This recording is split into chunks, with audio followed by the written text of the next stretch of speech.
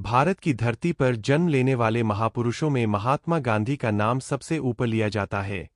उनका पूरा नाम मोहनदास करमचंद गांधी था। उनका जन्म 2 अक्टूबर 1869 को गुजरात के पोरबंदर नामक स्थान पर हुआ। उनके पिता करमचंद गांधी पोरबंदर के दीवान थे और माता पुतलीबाई धार्मिक और संस्कारी महिला थीं। माता-पिता के संस्कारों का गांधीजी के जीवन पर गहरा प्रभाव पड़ा।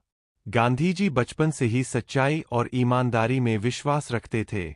एक बार बचपन में उनसे छोटी सी गलती हो गई। उन्होंने डरने के बजाय अपने पिता के सामने सच्चाई स्वीकार कर ली। पिता ने उन्हें दंड देने के बजाय प्रेम से समझाया।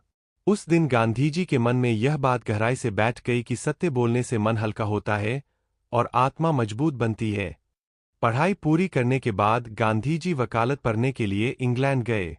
पढ़ाई समाप्त कर वे भारत लौटे, लेकिन वकालत में उन्हें सफलता नहीं मिली। इसके बाद वे दक्षिण अफ्रीका चले गए। वहां भारतीयों के साथ हो रहे भेदभाव को देखकर उनका हृदय दुखी हो गया।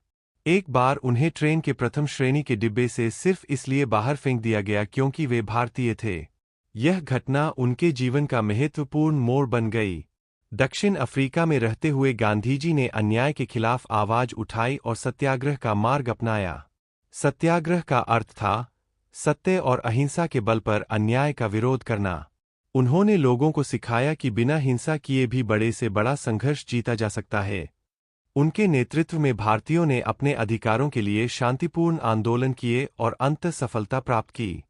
भारत लौटने के बाद गांधीजी ने स्वतंत्रता संग्राम में सक्रिय भूमिका निभाई। उन्होंने असहयोग आंदोलन, नमक सत्याग्रह और भारत छोड़ो आंदोलन जैसे कई बड़े आंदोलनों का नेतृत्व किया।